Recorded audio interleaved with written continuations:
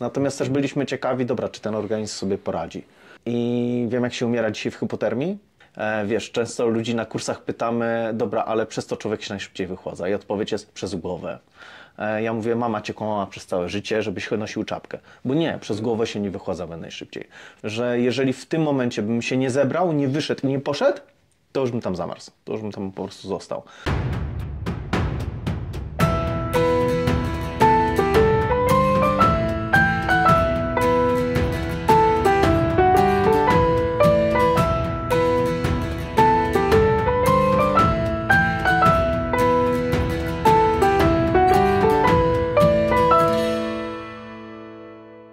Dzień dobry, nazywam się Jacek Osman i witam Państwa na kanale Męskie Rozmowy. Moim dzisiejszym gościem, człowiek orkiestra, w sumie to nie wiem, Piotr, jak Cię przedstawić. Mam wrażenie, że jeżeli powiem instruktor survivalu, to tak jakbym nic nie powiedział, bo to chyba troszeczkę za mało. Chociaż jeśli przyjmiemy, że survival zajmuje się sytuacjami przetrwania rzeczywiście w ekstremalnych środowiskach, to Ty chyba wziąłeś to bardzo dosłownie. Podejrzewam, że tak, ale wydaje mi się, że to chyba wynika z czegoś innego całkowicie. U nas w ekipie Survival Techu są specjaliści z różnych dziedzin i z różnych branż. Znając Pawła Supernata i wszyscy ci, którzy go znają, wiedzą, że jest to mega specjalista z zakresu przetrwania i survivalu. A w ogóle największa firma survivalowa w Polsce chyba. Tak. Survival Bodaj chyba najbardziej znany survivalowiec w Polsce dzisiaj. Tak. Nagrywający filmy, też człowiek orkiestra. I wiesz, i dołączasz do takiej ekipy i zastanawiasz się, czy byłbyś w stanie kiedykolwiek w ogóle go przeskoczyć, konkurować, tak? I wiesz doskonale i zdajesz sobie sprawę, jesteś świadom tego, kto ma tam największego. I wiesz, że z zakresu survivalu, ogólnej wiedzy przetrwania i w ogóle wszystkiego, co się z tym tyczy, no nie jesteś w stanie go prześcignąć. Ale możesz się w czymś wyspecjalizować i możesz sobie obrać jakąś tam dziedzinę, w której możesz być top one, gdzie ktoś inny będzie patrzył na ciebie i mówił, o wow, nie? No i tak się złożyło, że wiele lat temu z tym zimnem się połączyłem, a jako, że to wszystko poniekąd się łączy także z survivalem i z przetrwaniem. No to jakbyśmy na to nie patrzyli, to była idealna ścieżka dla mnie i zacząłem ją po prostu kontynuować, ale szczerze to się nie spodziewałem, że to aż w takim kierunku pójdzie i że pójdzie aż tak na grubo. Czyli to nie jest tak, że od zawsze miałeś ciągutki ku zimnu, tylko stwierdziłeś, że jest to ta nisza, w której coś możesz zrobić. Zdecydowanie tak? Jest to nisza. Odnalazłem się tam, to na pewno. Zobaczyłem, że mam do tego predyspozycję. Poniekąd ludzie, których spotykałem na swojej drodze i ich inspiracja spowodowała, że poszedłem tam, gdzie poszedłem. No i w pewnym momencie chyba, wiesz, w człowieku budzi się taki dreszczyk sportowca, że chcesz być w czymś najlepszy. No i kiedy to się obudziło, to już w ogóle zacząłeś przekraczać kolejne granice, tak? Obserwując Cię tak od paru lat, to najpierw była chyba ta Jakucja. O, wcześniej jeszcze były inne projekty, tak, ale taka Jakucja była takim grubszym projektem. 4 dni spacerku po Jakucji, najzimniejszym miejscu na świecie, tak? Dobrze mówię? Tak, i potem 4 dni z Walerianem, gdzie cały czas jako zabezpieczenie, cały czas też tam byłem na zewnątrz i robiłem wszystko, żeby w sumie on przeżył. 8. Tak jest. Temperatura na zewnątrz? Od minus 50 do minus 68. Nieźle. Nie używałeś żadnego zewnętrznego źródła ciepła? Żadnego, nic. A z tego co widziałem, to również tam w jakiś chyba płynącym potoku jeszcze morsowaliście, tak? Tak jest, tak jest. Był płynący potok, było minus 60 wtedy. Chyba nawet kilkukrotnie. Nawet lokalsów uczyliśmy morsować. Bo oni w ogóle się zdziwili, po co my wchodzimy do lodowatej wody, tam jest minus 60. Oni kochają ciepło w ogóle, stary, wiesz, to jest w ogóle inna rzecz, totalna abstrakcja. Tak, ale Jakucja to był duży projekt, cholernie dużo mnie nauczył o sobie, o innych, pokazał i powiedział mi, że to, że ktoś chce być survivalowcem, a jest sportowcem, to nie do końca nim będzie. Pokazał mi, jak szybko można umrzeć z zimna. I przede wszystkim pokazał mi to, że to, co uczymy, wdrożone i faktycznie wdrożone proceduralnie ma sens. Bo działa, po prostu działa. To, czego uczycie na kursach survivalowych. Tak. Ale rozumiem, że tam nie uczycie wskakiwania do potoków. Absolutnie Przy nie. takiej temperaturze. Wiesz, nie jesteśmy Bearem Gryllsem, który na filmie, wiesz, podchodzi, nagle ma potok i nagle, to wskoczmy do tego potoku. Po coś skoczą do tego potoku? Przecież tam jest kuźwa most, nie? No nie tak, nie w ten sposób, ale bardziej uczymy tego, co sobie poradzić i jak sobie poradzić, kiedy ewentualnie wpadniesz do tego potoku i nie do końca byłeś przygotowany na to, że tam wpadniesz. Podobnych umiejętności uczy się na przykład na zimowych kursach snajpera w wojsku. Bo rzeczywiście może tak się zdarzyć, że wpadniesz do tej wody, przechodząc przez jakieś zamarznięte jezioro. Wtedy, jeżeli szybko nie będziesz potrafił sam sobie pomóc, no to grozi to śmiercią. Dokładnie. I rozumiem, że zajmując się takimi rzeczami, to jednym z celów jest opracowanie właśnie takich procedur pod ludzi, którzy rzeczywiście fizycznie będą tego potrzebować do przetrwania. Zdecydowanie tak. Z drugiej strony to jest umiejętność, nie tylko same procedury, ale umiejętność wypracowania pewnego rodzaju zachowań. Ale zanim te zachowania wypracujesz, tu jest chyba klucz w tym wszystkim. Zanim te zachowania wypracujesz, ja mówię tutaj stricte o spokoju, który mnie osobiście dzisiaj towarzyszy, kiedy z tym zimnem się stykam, a uwierz, że trzeba było wiele lat nad tym pracować, to zanim to wypracowanie spokoju w ogóle doszło do skutku i to się wydarzyło, to jednak olbrzymia wiedza na ten temat. Czyli pogłębiona wieloma kontaktami z zakresu hipotermii i zimna. Wiele szkoleń, wiele kursów, wiele osób, które się tym na co dzień zajmują, pod których okiem byłem i to też powoduje, że ta wiedza, którą masz z zakresu tego, jak twoje ciało się zachowuje w takich sytuacjach, co się tam może wydarzyć, jakie są procesy fizyczne, jakie są procesy chemiczne w tym organizmie, jak organizm działa w stanie wychłodzenia, jakie są jego reakcje, co ci grozi, jeżeli się dzieje to, jeżeli to, powoduje, że ty na pierwsze sygnały, pierwsze symptomy wychłodzenia nie będziesz reagował w sposób niestabilny. Dzięki temu będziesz mógł podjąć odpowiednie decyzje i odpowiednio zareagować. Po drugie, no powiedziałeś, tak, pierwszy projekt ten Jakucja, potem Kurs Węki. Kurs Węki bardzo mocny projekt. I tam spędziłeś 4 doby, tak? W temperaturze minus... Nie. Kurs Węki to był w ogóle projekt całkiem inny. On polegał na świadomej randce z hipotermią. Ja podjąłem się takiego wyzwania, trochę survivalowego, przetrwaniowego, a trochę zimno. Czyli jak gdyby połączyłem już te dwa światy, survival i zimno. Celem było wejście w kontrolowaną hipotermię pod okiem profesjonalistów i dojście do głębokiej hipotermii. Czyli poniżej 28 stopni. Mówiliśmy, żeby była w granicach 30 paru stopni. Okay. Bo wiadomo, że też może tam do drop pointa dojść, do wielu takich elementów, do utraty przytomności. Tak, więc nie chcieliśmy jak gdyby przekroczyć pewnej granicy, ale chcieliśmy zobaczyć jak to jest. Znaczy ja chciałem przede wszystkim na swoim ciele zobaczyć, pewnie za chwilę Ci powiem dlaczego. Ale co w ogóle pomyślałem, że mój organizm jest tak przyzwyczajony do zimna, że nie mamy za dużo czasu tam, pomimo że mieliśmy kryokomorę i że mieliśmy kilkaset kilogramów lodu, żeby się bawić, więc stwierdziłem, że muszę mój organizm odpowiednio przygotować do tego wyzwania. To znaczy odpowiednio przygotować, to znaczy odebrać mu absolutnie wszystko, dzięki czemu będzie mógł się bronić. Więc moim celem było podejście do tego wyzwania i kontaktu z zimnem wielogodzinnego, nie najedzonym, tylko odebranie mu wszelkich możliwości obrony wewnętrznej. Czyli odebrać mu kalorie, wszystko to, co może on przepalić na energię i dać drżenia mięśniowe. Czyli mówiąc oględnie, przyjechałem po prostu piekielnie głodny. Przez 7 dni jadłem mniej niż 300 kilokalorii na dobę, a przez ostatnie 2 dni nie jadłem przed próbą nic. Ilość cukru, którą miałem we krwi przed wejściem na pierwszą próbę była tak niska, że to, że mnie lekarz w ogóle dopuścił, to jest totalna abstrakcja. On powiedział, że w ogóle nie powinieneś podchodzić do tego, bo to nie jest bezpieczne. To już było pierwsze takie konkretne balansowanie na tej granicy. Natomiast też byliśmy ciekawi, dobra, czy ten organizm sobie poradzi. Wydarzyło się tam kupę ciekawych rzeczy. Ja zaobserwowałem kupę ciekawych rzeczy u siebie w organizmie. Pewnie Ci o tym wszystkim opowiem. W ogóle, jak masz całą noc i masz tyle materiału, to ja Ci o tym opowiem. To są rzeczy, o których naprawdę nie opowiadałem. Natomiast zrobiliśmy to z jednego względu.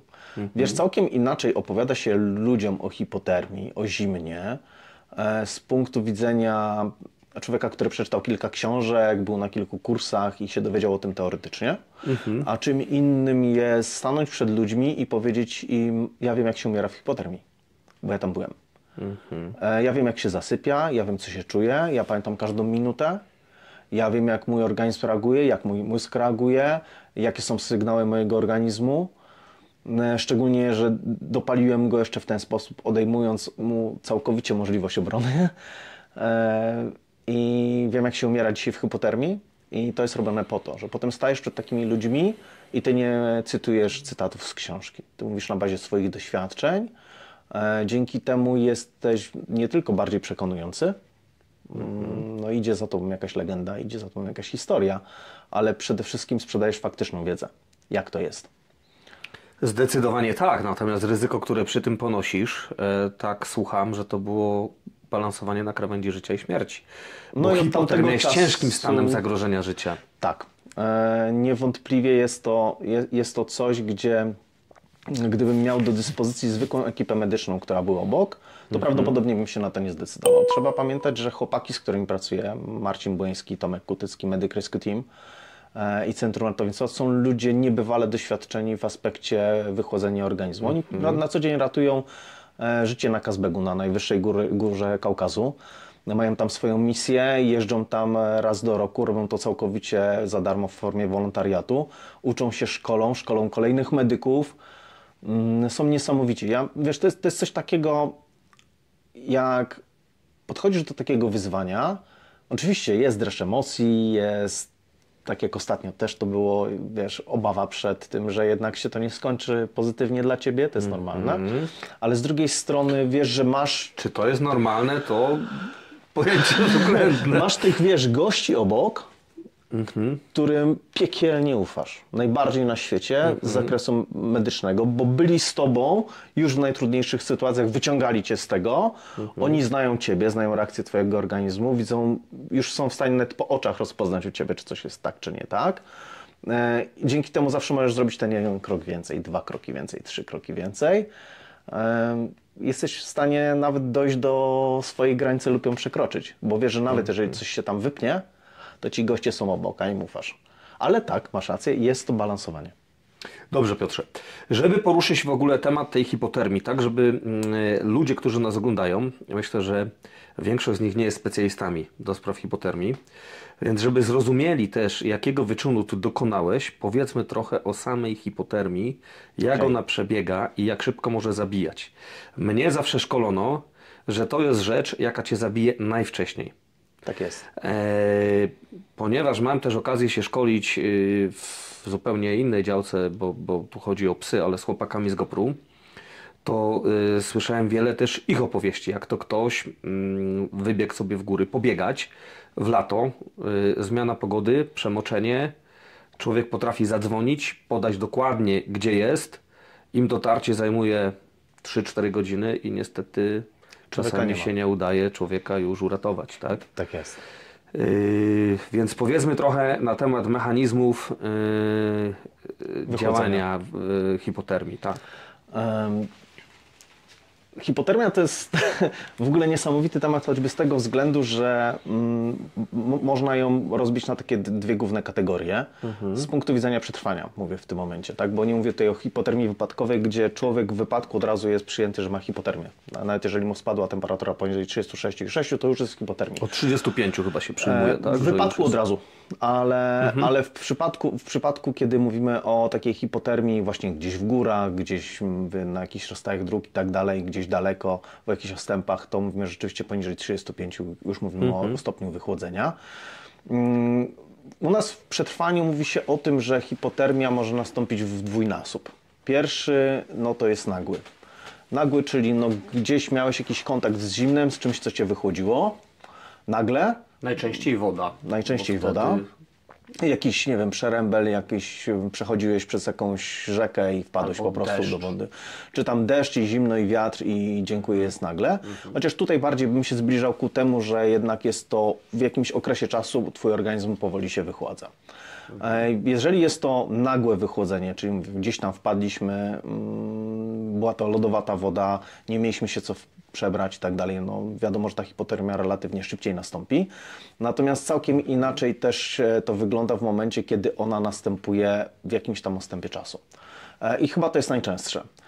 Mówimy tutaj o tym, że wszystkie warunki atmosferyczne lub warunki atmosferyczne czy czynniki jakieś zewnętrzne spowodowały, że twój organizm produkował jakąś ilość ciepła, ale ona była niewystarczająca do tego, żeby cię ogrzać w stosunku do warunków, które panowały na zewnątrz, czyli te warunki powodowały twoje wychłodzenie. Kluczem jak gdyby do zrozumienia tego mechanizmu jest zrozumienie, w jaki sposób człowiek się w ogóle wychładza. Bo wychładzamy się faktycznie na 4 sposoby.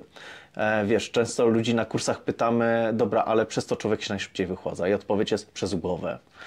Ja mówię, mama cię kłamała przez całe życie, żebyś nosił czapkę. Bo nie, przez głowę się nie wychładzamy najszybciej. Faktycznie mamy 4 punkty, przez które najszybciej się wychładzamy. Pierwszy, taki można powiedzieć najmniej dzisiaj, może najmniej ważny w tym wszystkim, no to będzie parowanie.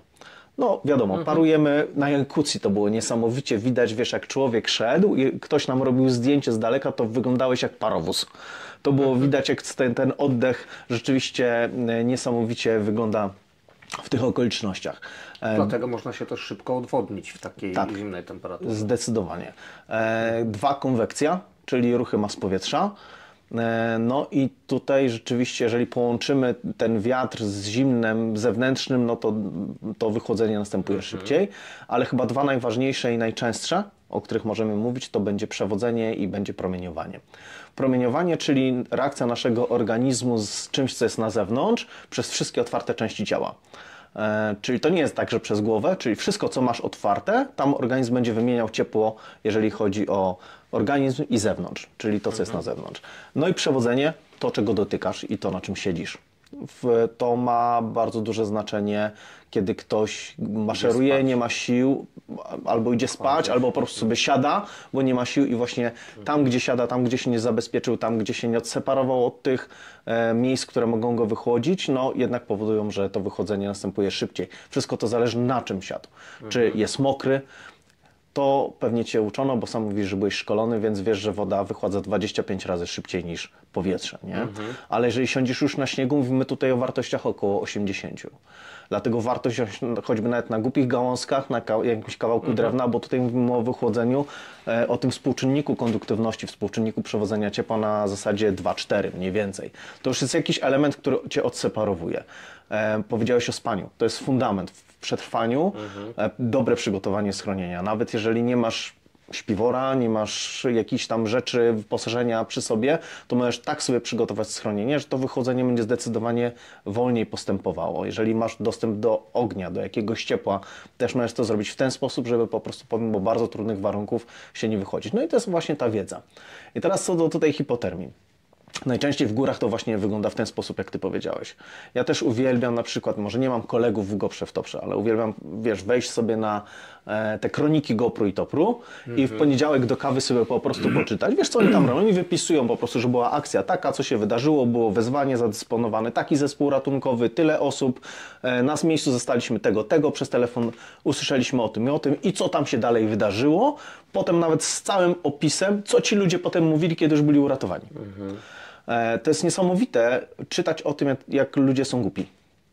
Naprawdę, jak popełniają kardynalne błędy niejednokrotnie lub po prostu kurka nie myślą. Idąc w góry. Tak, w ogóle wiesz, nie myślą. Wiesz, niejednokrotnie mówimy tutaj nawet o całych rodzinach. Ja już nie mówię już o takich prozaicznych przypadkach, że ktoś na Śnieżkę wchodzi w trampkach, nie?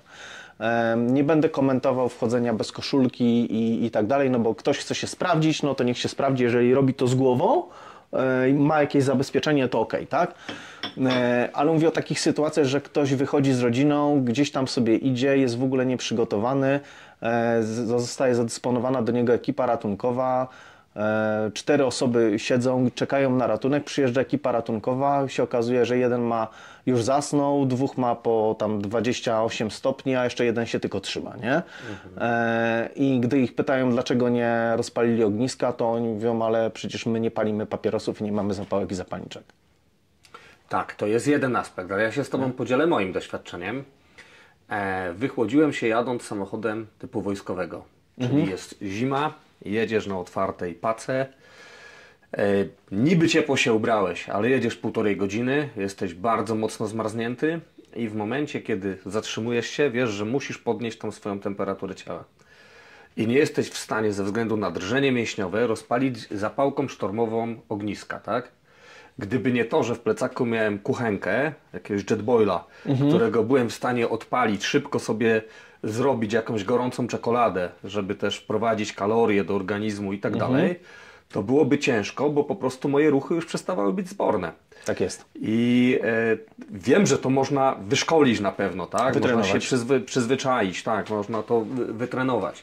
Niemniej jednak jest to piekielnie trudne, nawet jeżeli masz świadomość, co się z Tobą dzieje i próbujesz sobie jakoś poradzić, to niestety...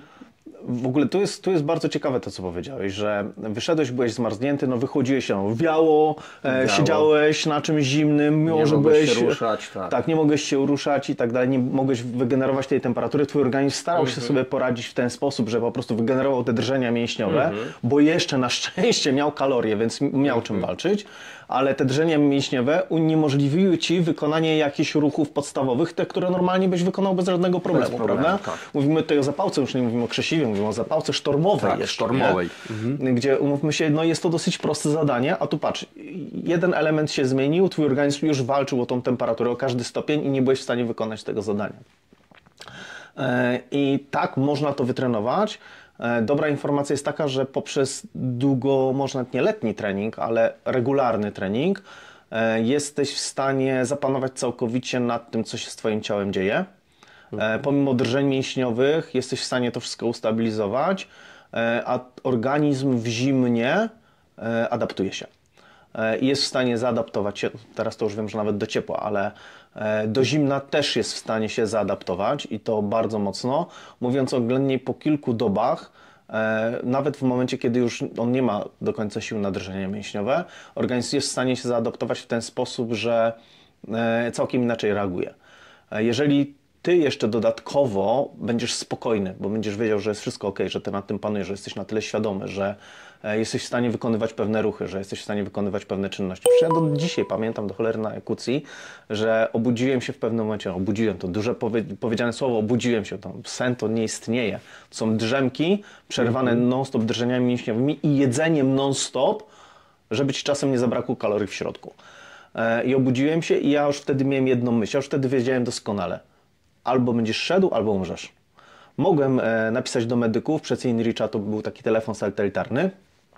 Zresztą byliśmy tam umówieni, że co 2 godziny daje jakiś sygnał i daje informację, jak się czuje, czy wszystko jest w porządku. Ale oni byli za daleko.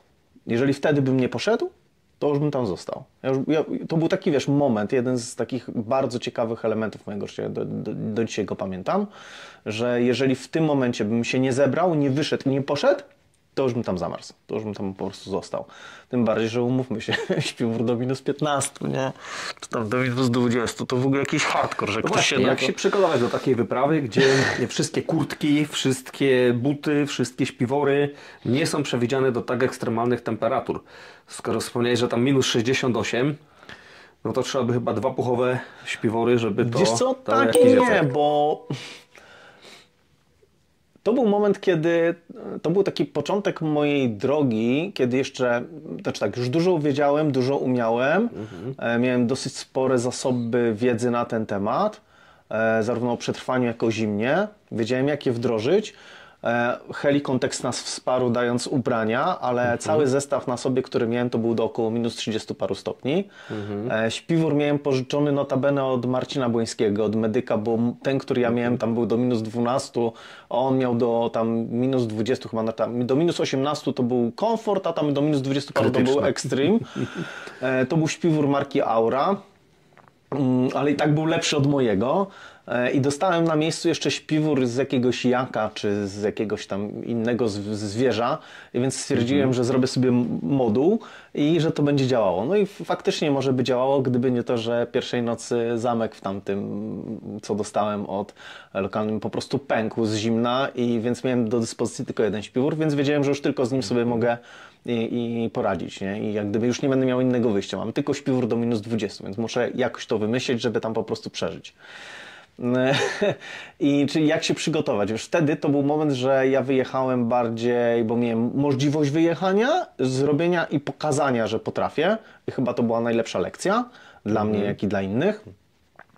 Ale dzisiaj, gdybym jechał, już mam taką siłę przebicia, dostęp do takiego sprzętu. Dzisiaj Aura ma w swoim wyposażeniu choćby baza, śpiwór, który też był testowany w bardzo niskich temperaturach, nawet w -150 stopniach. Ja w nim przetrwałem bardzo wiele godzin w samych majtkach w -150. W Kryokomorze, tak? W Kryokomorze, a jest to śpiwór, który ma gdzieś tam komfort do -30. To też mówię, że organizm wytrenowany jest w stanie zaadaptować się do bardzo niskich temperatur. Więc dzisiaj wziąłbym baza, wziąłbym sobie Oxego od nich, czyli zrobiłbym sobie taki moduł puchowy, jeden cieniutki śpiwór, który tam jest do, nie wiem, +1 albo do -5, w zależności jaka tam gramatura puchu. Wziąłbym sobie tego baza do -30 i dziękuję, na dzień dobry robi mi się komfort -50. Więc gdybym ja dzisiaj miał takie zabezpieczenie i takie śpiwory tam, to wiedziałbym, co zrobić. Tym bardziej, że wiesz, będąc młodym godojem, czytając książki Marka Kamińskiego, czytałem o tym, że on wychodził i jego śpiwór na początku ważył 3,5 do 4 kg, a gdy wracał, ważył 27. Chodziło o to, że wszystko to, co odparowało z jego ciała, wchodziło do tego puchu, robiły się kostki lodu i wiadomo, to wracała jedna wielka bryła lodu, on spał w kostkach lodu. Chodziło o to, że po prostu ten punkt rosy zbierał się po prostu w środku w puchu. A to rozwiązanie na przykład, rozwiązania, które dzisiaj mamy, choćby nawet ten modular Aury, czyli Oxy i Baz, powoduje, że ten punkt rosy jest jakby na zewnątrz Oxego, czyli ty się budzisz rano, wytrzepujesz go i wychodzisz i cały twój zestaw waży 5 kg i wracasz i waży 5 kg. Wyjaśnijmy to, bo myślę, że wielu ludzi nie ma świadomości, czym się to różni. Puch naturalny jest najlepszym izolatorem.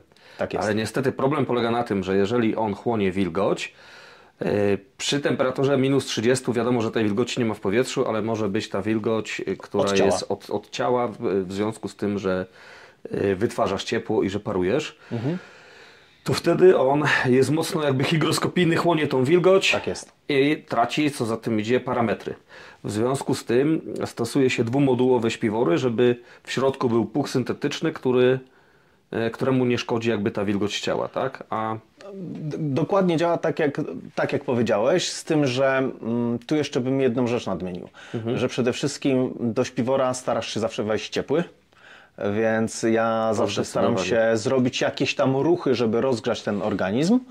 Chociaż dzisiaj na dobrą sprawę wiem, że organizm ma na tyle mocy, dopóty ma kalorie, to on sobie poradzi. Na początku nawet może być ci zimno, ale same drżenia mięśniowe są w stanie zrobić bardzo dobrą robotę w takim śpiworze puchowym, bo w końcu śpiwór działa na zasadzie termosu. On ma spowodować, że ty będziesz odseparowany od tego, co jest na zewnątrz, więc jeżeli będziesz odseparowany od tych warunków, które mogą cię wychłodzić i w środku nawet będziesz miał drżenia mięśniowe, to one za chwilę ustaną, bo on sobie poradzi i tak nagrzeje. Ale to nie zmienia faktu, że 50 pompek nie zaszkodzi przed wejściem do śpiwora. Tak, aczkolwiek z drugiej strony wiesz o tym, że te 50 pompek spowoduje, że ty wejdziesz i natychmiast twoje ciało zacznie uwalniać parę i ta para gdzieś będzie musiała ujść, gdzieś się będzie musiała zatrzymać, tak? Więc ważne jest, żeby jednak zatrzymała się w tej, na zewnątrz tego wewnętrznego śpiwora, a nie przeszła dalej. nie przeszła dalej, nie przeszła do tego puchu głównego, no bo wtedy jak gdyby zaczynają ci się robić kostki lodu, śpiwór nie działa już tak, jak powinien działać, no nie jest już to tak, jak powinno wszystko być, prawda? No i przede wszystkim jest ciężki i zdecydowanie trudniej go rozgrzać, w ogóle całkiem inna historia. Więc dzisiaj, mając do dyspozycji sprzęt, który mamy do dyspozycji, no byłoby 100 razy łatwiej, ale wtedy mieliśmy śpiwór do -20, czyli różnicę pomiędzy tym, co było w środku w śpiworze, a tym, co było na zewnątrz, to jednak było sporo stopni. Ja teraz sobie wyobraźcie, ja mierzyłem tam temperaturę i kładłem się wedle tego, co znałem i tego, czego się nauczyłem, że do śpiwora wchodzisz maksymalnie w ubraniu termoaktywnym. Więc wchodziłem w termo level 1 z Helikona, nawet termo level 2 było zdjęte z góry. Drżenia mięśniowe robiły swoje. W najlepszym wypadku w śpiworze w środku miałem minus 18, minus 20 stopni. I teraz sobie wyobraź, że spędzasz noc, jest minus 18 na zewnątrz, a ty się w termo kładziesz pod drzewem i tak śpisz. Ja tak spałem. Co lepiej, chcę Ci powiedzieć, że w momencie, że im więcej ubrań miałem na sobie, mówię, kurde, no w pewnym momencie już nie wytrzymam. Muszę się ubrać. No bo jest za zimno, tak? Więc zakładałem sobie level 2 i co się okazuje, że jak miałem na sobie kolejne ubranie, było mi zimniej niż jak miałem tylko level 1. Czyli trudniej mi było to minus 18 pokonać. To jest paradoksem, kiedy byłem lżej ubrany. Dlaczego? Dlatego, że level 2 rzeczywiście powodowało, że więcej tego ciepła teoretycznie na początku zostawało u mnie przy ciele, ale nie byłem w stanie nagrzać powietrza w środku w śpiworze. Więc ponieważ nie był to śpiwór dobrany do warunków atmosferycznych, to zimno jak gdyby przechodziło, to znaczy ciepło uciekało tak na dobrą sprawę na zewnątrz. Wobec tego no, nie byłem w stanie nagrzać tego powietrza w śpiworze, no i byłoby mi zimniej. Więc paradoksalnie im bardziej byłem rozebrany, tym lepiej moje ciało działało, bo te drżenia mięśniowe cały czas tam były i ono reagowało i mnie było cieplej. Czyli im bardziej się ubrałem do śpiwora, tym było gorzej. Ja wiem, że jest wiele szkół, wiele osób o tym mówi, natomiast ja mówię o spaniu w minus 60 stopniach. I co było najważniejsze? Najważniejsze to była procedura. Tam musiałem mieć procedurę na wejście do śpiwora, na wysikanie się, na wyjście ze śpiwora, na to jak się ubrać, co po kolei ubrać. Bo jak z ciekawości, to sikanie rozumiem, że było też w środku śpiwora do butelki, tak? Tak, no chyba, że zapomniałeś. Nie? I przy okazji grzało. I przy okazji grzało. Dobrze, witamy po krótkiej przerwie technicznej. Tak. No było o sikaniu, to była przerwa na sikaniu. No, normalne, nie? Normalna rzecz. Piotrze, jedna rzecz, która teraz mnie zaczyna zastanawiać. Wiesz, my weszliśmy sobie teraz w bardzo fajną skądinąd opowieść o Twoich ekstremalnych przeżyciach.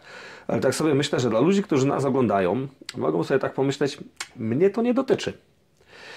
Nie wybieram się na jakucję, nie przebywam w ekstremalnych temperaturach, a tak naprawdę hipotermia może dotknąć każdego z nas. Dobrze, że do tego wróciłeś, bo faktycznie odpłynęliśmy od tematu. Przepraszam. Taka jest prawda.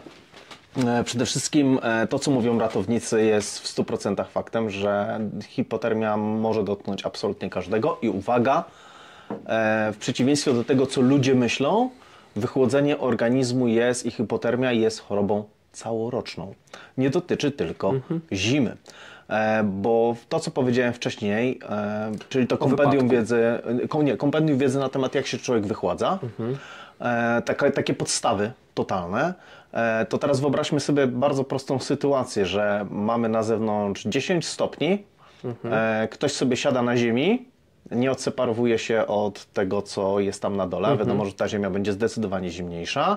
Niby jest ciepło, to jest ta różnica, 10-9 stopni na zewnątrz jesienią, a 9-10 stopni na zewnątrz wiosną, nie? Dalej ta sama temperatura i ziemia tak samo zimna, nie? I ktoś sobie siada i nagle zaczyna się wychładzać i chyba problem, to wiesz, ja bardziej upatruję, że problem nie polega do końca na tym, że dotyczy nas każdego z nas ta hipotermia i każdego może spotkać. Problem tutaj bym bardziej upatrywał we wszystkich tych historiach, które czytałem górskich, wszystkich książkach, wszystkich opracowaniach, opowieściach profesora Sylwerisza Kosińskiego, który ma fantastyczny, miał program o hipotermii na YouTubie. Jak ona w ogóle działa? To problem polega na tym, że większość ludzi nie potrafi i nie jest w stanie rozpoznać wychłodzenia organizmu u osób, które idą obok nich. Często biorąc to na garb, choćby nawet wypitego alkoholu, bo ten człowiek w wychłodzeniu organizmu właśnie zaczyna się też dziwnie troszkę zachowywać. Przypomina mi się taka jedna sytuacja z gór, którą też opowiadam na szkoleniach i to jest jedna z tych historii właśnie z kronik Gopru-Topru, gdzie 4 gości pojechało sobie do Zakopanego, cel był jeden, wejść na Kasprowy, z Kasprowego wejść na Giewont i sobie tam wrócić grzecznie do kwatery. No co 4 gości w piątek może robić w Zakopanem, to wiemy. Wiemy, jak się to skończyło. W sobota się chłopaki budzą. Informacja jest taka, że no dobra, no nie wejdziemy, bo nie do końca mamy siły. Wobec tego wjedźmy sobie, ułatwmy sobie tą pierwszą część tej drogi, wjedźmy i dalej sobie przejdźmy na Giewont i zejdźmy. Tak jak sobie zrobili, tak i wymyślili, tak właśnie zrobili, wykonali. No i wjechali na ten Kasprowy, poruszają się w stronę Giewontu. Każdy, kto tamtędy szedł, wie, że no nie jest to wcale trudna trasa. Szczególnie, że mówimy tutaj o tym, że to była jesień, tam była temperatura na plusie. Mówimy o temperaturze, z tego co kojarzę, to było w granicach 9-10 stopni. Nadal są to góry, do których należy mieć olbrzymi szacunek. I teraz co się dzieje? Przed samym Giewontem nagle ląduje śmigłowiec Topru i zabiera jednego z nich już z podejrzeniem głębokiej hipotermii. Facet już jest mało świadomy, prawie zasypia. I teraz zadajmy sobie bardzo proste pytanie. Co się tam wydarzyło, że człowiek, który poruszał się cały czas, generował temperaturę, nagle wpadł w hipotermię? Pewnie też coś jadł w międzyczasie, bo tak nie sądzę, żeby poszli bez jedzenia. Więc I co się tam wydarzyło? I teraz to, co powiedziałeś, jest kluczem, że większość ludzi może powiedzieć, no mnie to nie dotyczy, jakucja, ekstrema i tak dalej. Tak, ale jak chodzisz w góry, to już Cię to dotyczy. Odpowiedź jest, co się tam wydarzyło, bardzo, bardzo prozaiczna i bardzo prosta. W sumie to można pójść tutaj dwukierunkowo. Pierwsze to jest to, że 3 z chłopaków się ubrało doskonale i bardzo dobrze. To znaczy po prostu brali się na cebulkę, więc mogli regulować bez żadnego problemu swoją temperaturą, zdejmując i zakładając kolejne warstwy ubrań na siebie, w zależności od tego, co się tam wydarzyło. Czyli idę, jest mi cieplej, to się rozbieram, ubieram się, jak jest chłodniej, no bo przyszedł wiatr, obniżyła się temperatura, etc.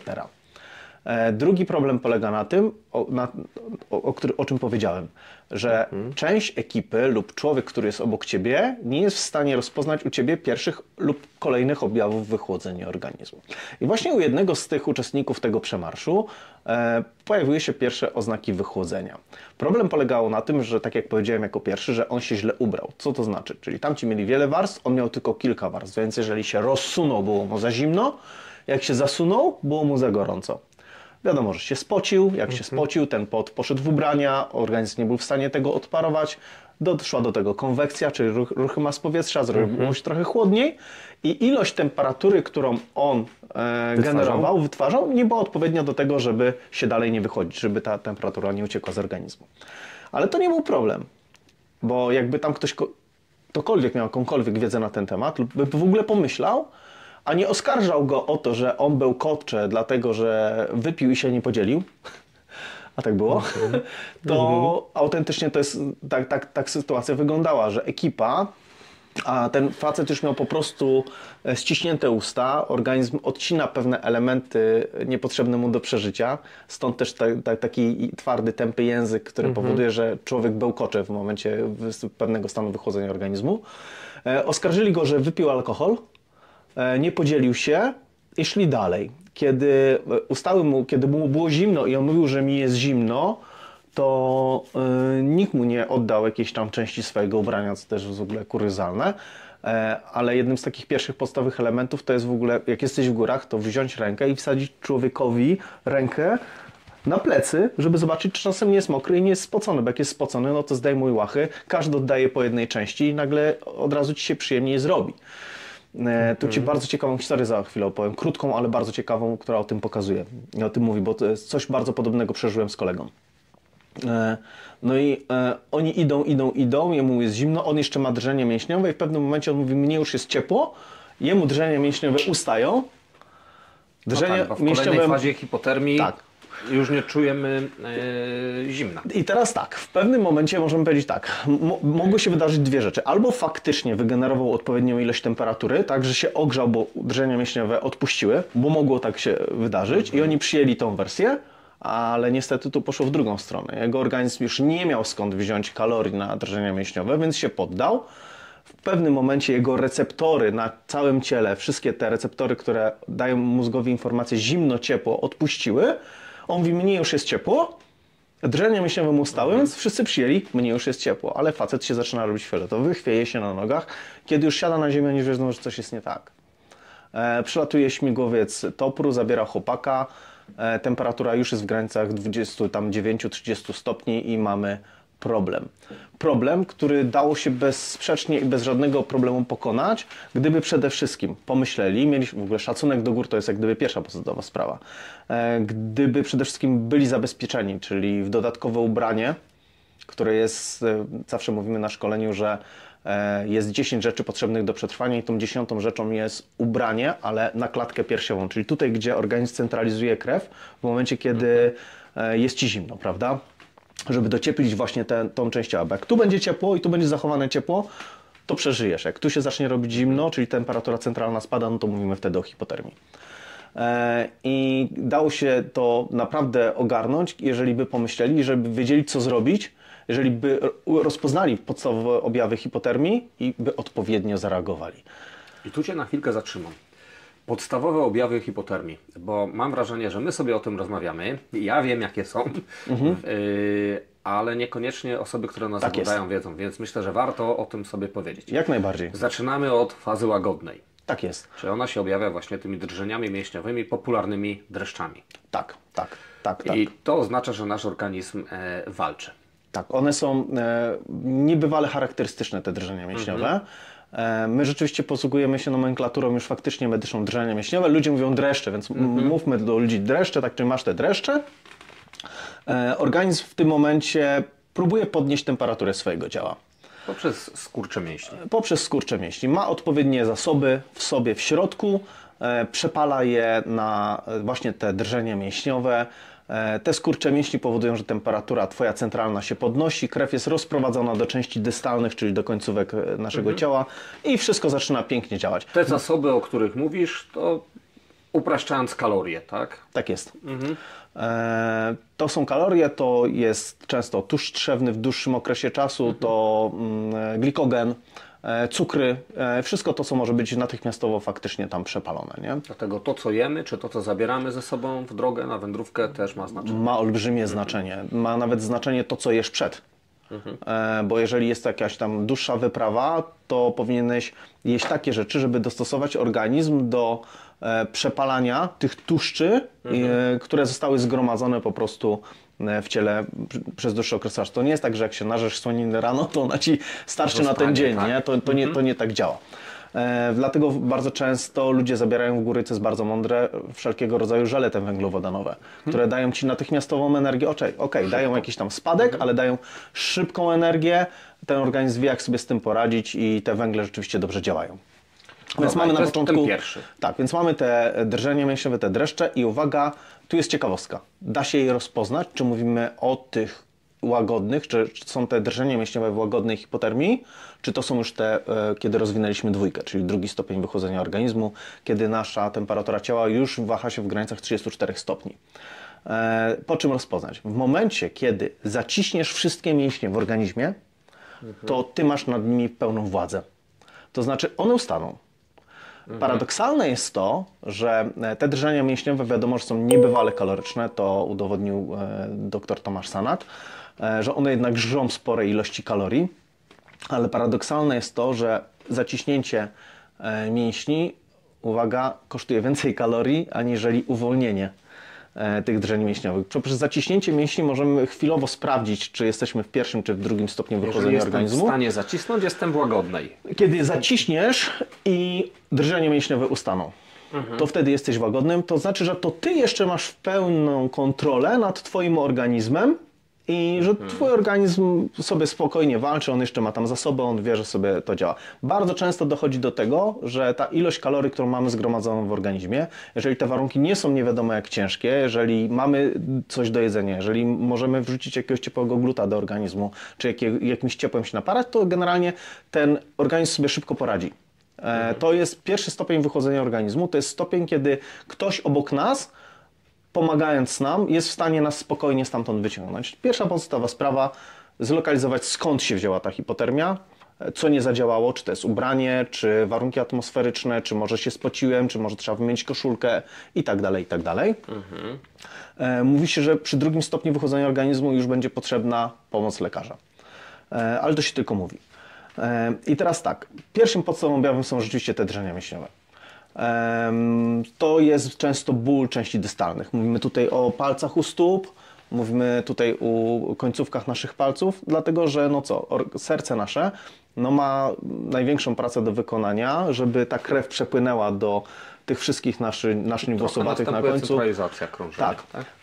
Więc w momencie, kiedy następuje ten pierwszy stopień wychłodzenia organizmu, organizm włącza już te swoje zasoby, te swoje umiejętności, które są u nas w genach, i zaczyna się w jakiś tam sposób bronić, prawda?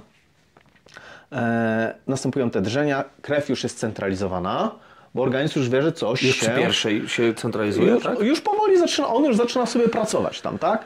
Jeszcze nie centralizuje całkowicie, ale już zaczyna pracować, wie, że coś się dzieje, zaczyna się bronić. To jest normalne, że nasz organizm zaczyna się bronić. Jeżeli ścisnę i nie jestem w stanie powstrzymać dreszcze, to znaczy, że już mam te głębokie. Tak. I przechodzimy do drugiej. Przechodzimy już do drugiej. W przypadku drugiego stopnia wychłodzenia organizmu zaczynają się z człowiekiem dziać bardzo dziwne rzeczy. Na pewno rozpoznamy u człowieka, którego znamy, różnicę w zachowaniu. Jeżeli jest to z natury wesoła osoba, być może będzie apatyczna. Jeżeli jest to apatyczna, to prawdopodobnie będzie wesoła. Ale apatia to chyba jest jeden z tych elementów, który towarzyszy drugiemu stopniu wychłodzenia organizmu najczęściej. Dlatego, że nasz umysł zawęża się w pewnym stopniu, przechodzi na tą kwestię przetrwania. Człowiek nie do końca jest, szczerze mówiąc, świadomy to, co się z nim dzieje. On walczył on najbardziej był świadomy w tym pierwszym, bo było mu zimno, on to zimno odczuwał. Czuł jak najwięcej, ale w drugim stopniu ten organizm już go odcina, jak gdyby i mówi, sorry stary, ale dzisiaj... Splątany. Proszę? Splątany, tak? Tak. Tak jak w ratownictwie się używa tą skalę AVPU czy ACVPU, czyli już nie świadomy do końca odpowiadający składnie, tylko splątany. Tak, może tak być, że zadasz mu pytanie, jak ma na imię twoja żona. Ja się zastanawiam. Albo kiedy się urodziłeś, albo ile jest 7 plus 2 i tutaj ten proces będzie już nieco zaburzony. Często to jest dostrzegane, kiedy temperatura ciała oscyluje w granicach 34 stopni. Wtedy ten człowiek rzeczywiście ma problem z wypowiedzeniem się. Często mówi już jak pijany. Towarzyszy temu oczywiście apatia. Oczywiście towarzyszą temu drżenia mięśniowe, ale one się różnią od tych pierwszych, że są niebywale spektakularne. To znaczy organizm już wtedy leci na pełnej parze. On wali tak, że wie, że po prostu musi podnieść tą temperaturę, on już Cię nie słucha. I uwaga, tu zaciśnięcie mięśni już nie zadziała. Ty zaciskasz mięśnia, ale organizm już macie gdzieś. On już mówi, sorry stary, Ty już nad tym nie panujesz. Czyli troszeczkę jest różnica w tym, co Ty opowiadasz, a to, co można wyczytać o hipotermii, bo generalnie z tego, co czytałem, w drugim stopniu drżenia ustają. Kiedy przechodzimy z 2 do 3, one jeszcze w 2 są. Aha, dobra. One jeszcze w 2 są i dopóki są kalorie, tak? Czyli one jeszcze będą. Tylko bardziej spektakularne. Są bardziej spektakularne, natomiast bardzo ciekawym elementem przed przejściem z 2 do 3 to jest ten test palców słynny. Nie wiem, czy słyszałeś o nim. No powiedz. To jest nie bardzo chodzi ciekawe. o mnie, tylko powiedz wszystko. To jest bardzo ciekawe, że kiedy zbliżamy się już do 3 stopnia hipotermii, to bardzo ciężkie jest w ogóle trafienie palec w palec, a w ogóle styknięcie tych dwóch palców. Częstym objawem już w drugim stopniu właśnie wychłodzenia organizmu jest ustanie drżeń mięśniowych, czyli te nasze kalorie się wyczerpały.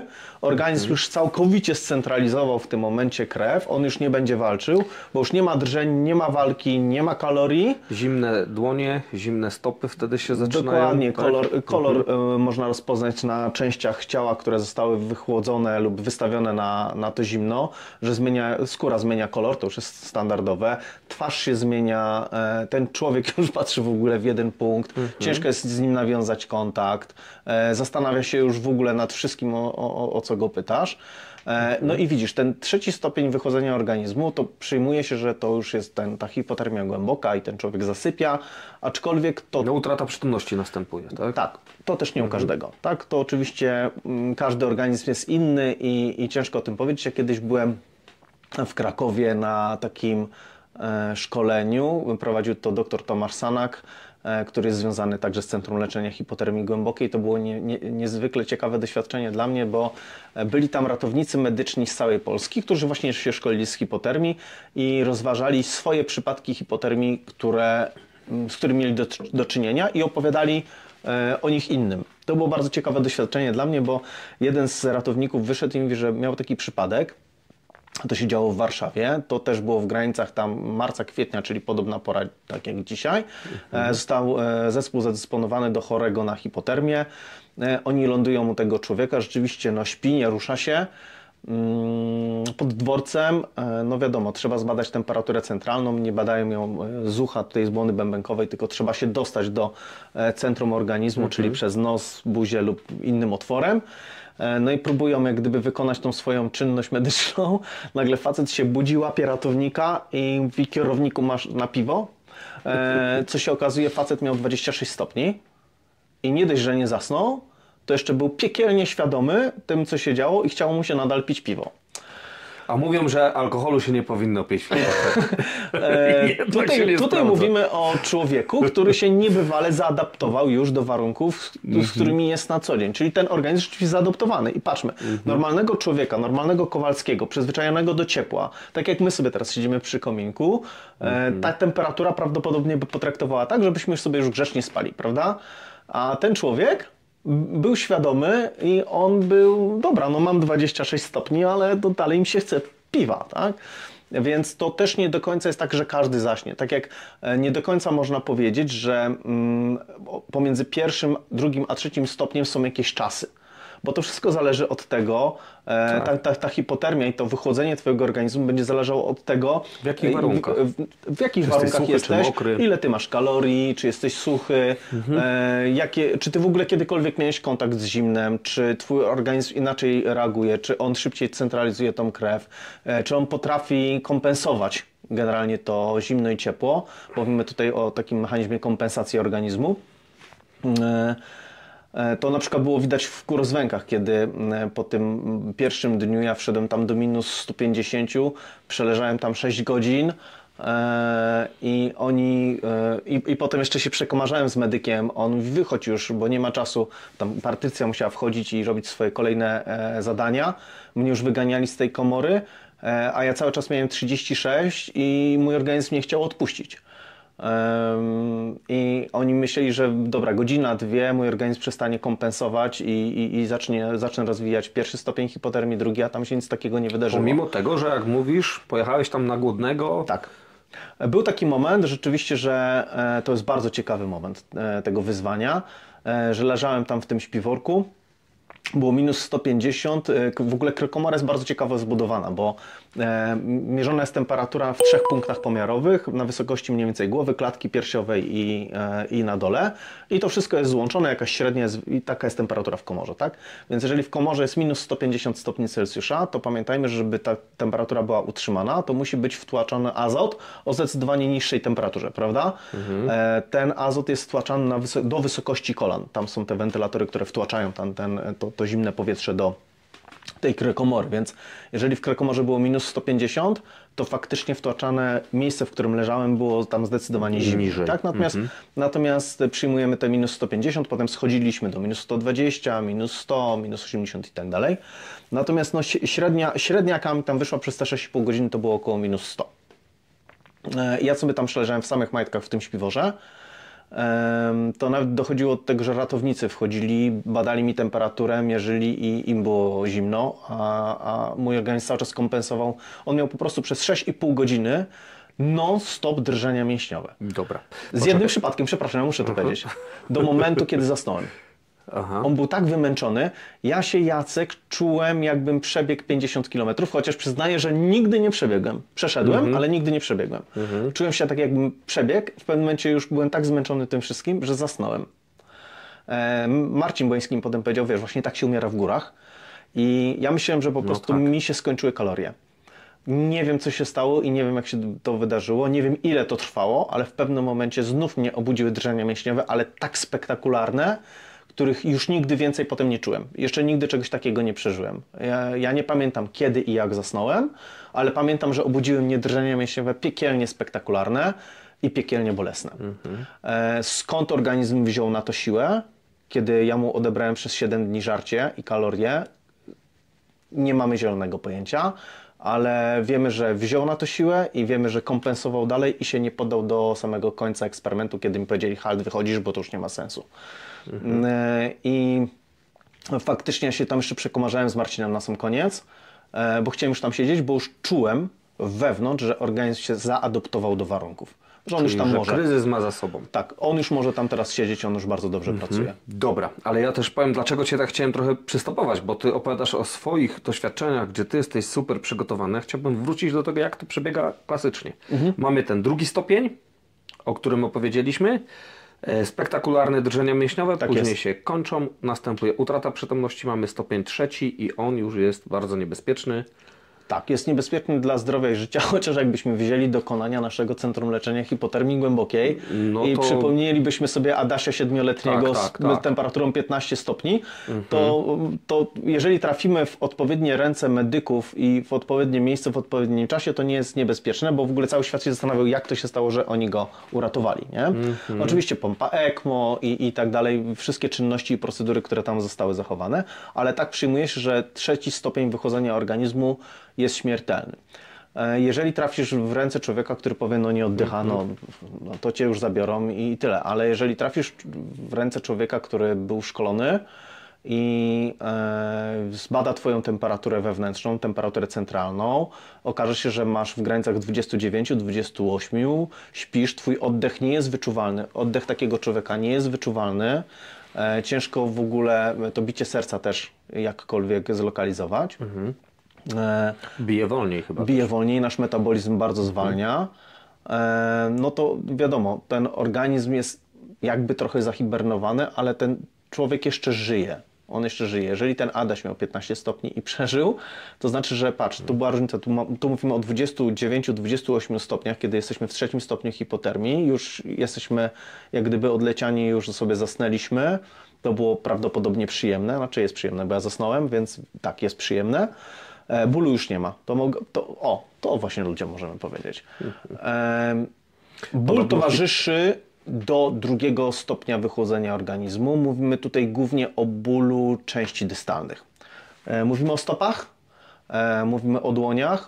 Z dłońmi jest o tyle łatwiej, że zawsze możemy je w końcu wsadzić pod pachy, tudzież między tutaj uda i jest łatwiej, bo nie czuć wtedy tego aż tak, ale faktycznie ból stóp, ból kości, ból stawów, bardzo często hipotermia przecież następuje wtedy, kiedy mamy człowieka odwodnionego. To też się mówi, że jeżeli człowiek jest odwodniony, to łatwiej się wychłodzi, czyli to też idzie poniekąd w parze, prawda? Więc mówimy tutaj szczególnie o bólu stóp i to bardzo mocnym. W pewnym momencie niekiedy dochodzi do bólu skóry. Czyli jeżeli jesteśmy nieprzyzwyczajeni do tego zimna, to rzeczywiście skóra boli.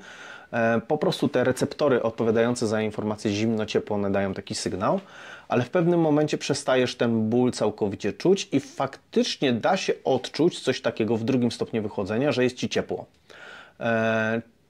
Są też znane przecież przypadki ludzi, normalnych ludzi, którzy byli w górach i zostali znalezieni nadzy. Dlatego, że oni jeszcze będąc poniekąd świadomym w drugim stopniu hipotermii, było im ciepło, więc postanowili się rozebrać, tak? Czyli receptory były całkowicie zaburzone. To samo jest przy morsowaniu, nie? Ludziom się wydaje, że jest im bardzo ciepło, nie chcą wychodzić. To w ogóle z morsowaniem to bieganie potem po tym wyjściu to jest jakaś w ogóle totalna abstrakcja, bo ludzie myślą, że się rozgrzewają, a tak na dobrą sprawę to się jeszcze bardziej wychładzają, nie? No ale dobra, nie oceniam, każdy niech robi jak chce i niech morsuje jak chce. Bo tu byśmy mogli książkę o tym napisać i całą noc rozmawiać. Jak należy dobrze morsować, żeby zrobić naprawdę dla swojego ciała coś dobrego. I widzisz, te osoby były bardzo często znajdowane nagie i ja faktycznie odczułem to, że tak w drugim stopniu wychłodzenia organizmu da się poczuć już lekką przyjemność z tego, że nie ma bólu. Teraz rozumiem, dlaczego to robisz. Tak, czyli po prostu nie ma bólu, zaczyna być przyjemnie. W ogóle chyba się przestaje myśleć. W tym momencie często słyszysz swój oddech, słyszysz swoje bicie serca. Pewnie każdy z nas zna taki przypadek, kiedy się zmęczył i tak mu wyrosło ciśnienie, że czuł pulsowanie i słyszał to pulsowanie, to tutaj jak gdyby czujesz każdy taki element w ciele. Ja to czułem, może inni nie czuli, nie wiem, ja to czułem. No i potem po prostu robić się miło, przyjemnie, zwracasz na coraz mniej rzeczy uwagi i co jeszcze zauważyłem, chyba to było pomiędzy 1 a 2, rozmowy ludzi mnie irytowały, czyli taka, wiesz, złość narastała, czyli w ogóle zmiana mojego zachowania, gdzie ja z natury jestem radosnym człowiekiem i lubię ludzi, tak tutaj, co jest, zamknijcie się, ja się próbuję skupić, tak? Wiesz, tego typu rzeczy. Słyszysz lepiej, słyszysz głośniej, mocniej, odczuwasz w ogóle to mocniej, tu jeszcze przy okazji czujesz ból, a potem nagle taki, wiesz, jesteś taki trochę wychilloutowany w tym drugim stopniu wychłodzenia, zaczyna ci się robić przyjemnie, aż w pewnym momencie ktoś do ciebie mówi i ty prosisz go, żeby powtórzył, ale on też już nie do końca chyba rozumie, co ty mówisz, bo bełkoczesz, nie? No i w pewnym momencie faktycznie jest akcja, dobra, dla niego już wystarczy i ewakuujemy człowieka. Zawsze się u mnie to kończyło tak, że w namiocie medycznym, kiedy mnie wynoszono na desce, ewakuowano mnie, aby zastosować procedury jak gdyby powodujące, że wyjdę z tego stanu wychłodzenia organizmu, to zawsze odlatywałem na chwilę.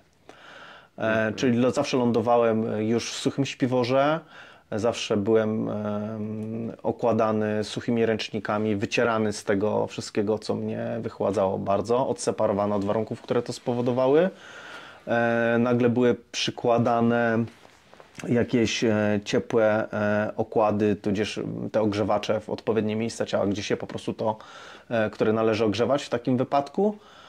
I zawsze pamiętam, że była chwila, kiedy człowiek odleciał. I to jest przyjemne. Czy jakbyśmy mieli to teraz podsumować? Przelecieliśmy sobie przez te 3 fazy hipotermii i chyba, żeby taką konkluzję z tego wyciągnąć, to jest to, że po pierwsze nie potrafimy tego rozpoznać, nie mając wiedzy. Ciężko. Po drugie, kiedy już się orientujemy, że coś jest źle, to wcale nie oznacza, że jest źle, tylko że już jest bardzo źle. Tak. I czasami może być za późno, jeśli się w złym miejscu znajdziemy, na udzielenie takiej pomocy. Dokładnie. Góry jeszcze są o tyle dobre, że tam rzeczywiście jest śmigłowiec, który szybko może dolecieć, ale nie wszędzie to jest możliwe. I teraz, tak jak mówiłeś, że no to nas nie dotyczy, jeśli nie chodzimy po górach albo jeśli nie idziemy na ekstremalne wyprawy. Myślę sobie, że to wynika z tego, że staliśmy się ludźmi cywilizacji. Tak. I rzeczywiście zimy mamy łagodne, wszędzie mamy blisko. W Stanach Zjednoczonych już jest inaczej, gdzie są olbrzymie przestrzenie, zepsuje ci się samochód, jest zimno, nie masz koca w samochodzie, nie masz jakiegoś awaryjnego ubrania, to po prostu zamarzniesz, tak? Tak jest. Znajdą cię rano nieżywego. U nas może aż tak ekstremalnie nie ma, aczkolwiek jeśli się wybiorę na jakąś dłuższą wędrówkę, nie wezmę czegoś nieprzemakalnego na przykład, zmoczy mnie deszcz, to może to jeżeli warunki się zmienią, to jest tak, może dojść do wychodzenia. Wiesz, powiedziałeś niebywale cenną rzecz. Bardzo ciężko jest rozpoznać to, że ty znajdujesz się w stanie wychłodzenia organizmu. Bo jeżeli byś to przetrenował pod czyimś okiem, na przykład morsy już wiedzą trochę więcej, dlatego że no, jak gdyby świadomie pod okiem innych, z innymi wprowadzają się w stan tego podstawowego wychłodzenia. Czyli każdy z nich rozwinął kiedyś 1. Każdy, tak? Ci, którzy są na mistrzostwach Polski czy świata teraz w morsowaniu, każdy z nich rozwinął już pewnie 2. Więc byli w stanie zaobserwować reakcję swojego organizmu, wiedzą kiedy, co jak następuje, każdy z nich pewnie przeżywał i czuł całkiem co innego. Ale prawdą jest to, że człowiek, który jest cywilizowany, to co powiedziałeś, który jest wypiecuszony, kiedy jest przyzwyczajony do ciepłego, który ma dostęp do ciepłych ubrań. W ogóle ja bym, jakbym miał to podsumować, to bym powiedział, że hipotermia jest chorobą cywilizacyjną. Dlaczego? Tak. Dlatego, że ja pamiętam doskonale mojego dziadka, pamiętam wujka, gdzie jeździłem jak byłem mały na wieś, którzy w zimę wychodzili w krótkim rękawku na zewnątrz porąbać i wracali i byli ciepli. I nie było z tym problemu. Oni chodzili całkiem inaczej ubrani, a proszę spójrz, jak my chodzimy dzisiaj ubrani fizycznie, jak mamy ciepło w domach. Przecież ja doskonale wiem, jak to jest u mnie w domu w zimę. Ja chodzę w nocy i otwieram okna, a moja żona chodzi za mną w nocy i je zamyka. Ja nie mogę wytrzymać, a dla niej no po prostu ona nie może wytrzymać z otwartym oknem. No i teraz sobie wyobraź, że sytuacja się zmienia tak jak się zmieniła na Ukrainie, gdzie nagle są ataki na infrastrukturę krytyczną i nagle nie masz tego ogrzewania. Całe osiedla w Kijowie czy w różnych innych miastach odcięte od ogrzewania i jesteś zmuszony przetrwać. Nie trenując tego wcześniej, nie będąc do tego przygotowany, znaczna część ludzi nie posiada nawet ubrań, na zasadzie ubrań technicznych, tak? Czyli takich stworzonych do tego, żeby sobie w jakichś niższych temperaturach poradzić. Wiesz, tak na dobrą sprawę bylibyśmy w stanie sobie poradzić, mając odpowiednią wiedzę.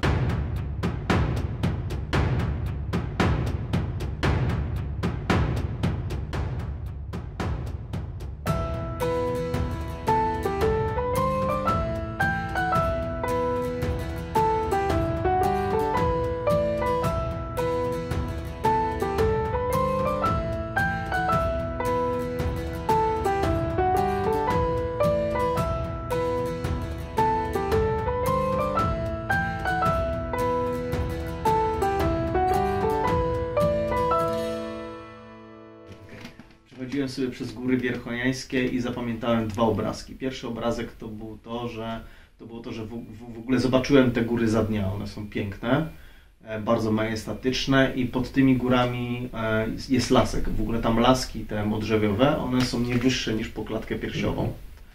To jest bardzo charakterystyczne, więc piękny widok. Góry, ten lasek. Ja szedłem tą drogą kołymską, byłem trochę wyżej. I piękna mgła, która się rozpościerała, słońce wschodziło zza gór.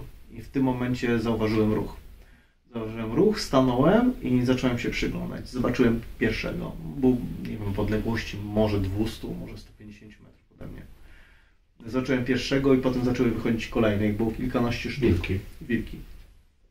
Ja widziałem tylko od myśliwego, dostałem informację, że wtedy stań się, nie ruszaj, bo wilk za dnia nie widzi dobrze.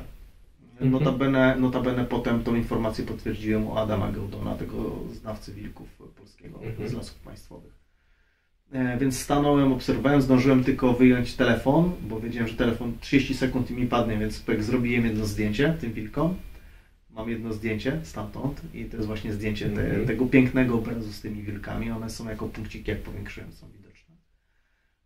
I one wyszły i pamiętam tego pierwszego, który jak gdyby najbliżej mnie wyszedł i zrobił coś takiego. Ale tak, nie ma wiatru, nie czuć zapachów. Widział coś, widział postać, ale nie był w stanie mnie w ogóle w żaden sposób zlokalizować. Odwrócił się, poszedł i reszta weszła za nim do lasu. Po około 16 godzinach dojechała do mnie ekipa filmowa, bo numer polegał na tym, że ja szedłem, uciekałem, a Walerian na rowerze mnie gonił. I faktycznie to była jego impreza, to było tak, że to jego tam ta ekipa nagrywała, ale oni po prostu go wyprzedzili, mnie dogonić, więc zaczęli mnie nagrywać. I ten gość mówi do mnie: słuchaj, co tu się w ogóle działo, musimy ci to pokazać. Z drona nagrywali tam. Mieli takiego drona, co był w stanie 10 minut w tych temperaturach latać. I pokazuje mi na kamerze i naliczyli ponad 400 sztuk. Ta watacha. Tam to było. One wyszły na zewnątrz potem z tego lasu i ponad 400 sztuk naliczyli, nie? To ja właśnie obok tych wilków przechodziłem, nie?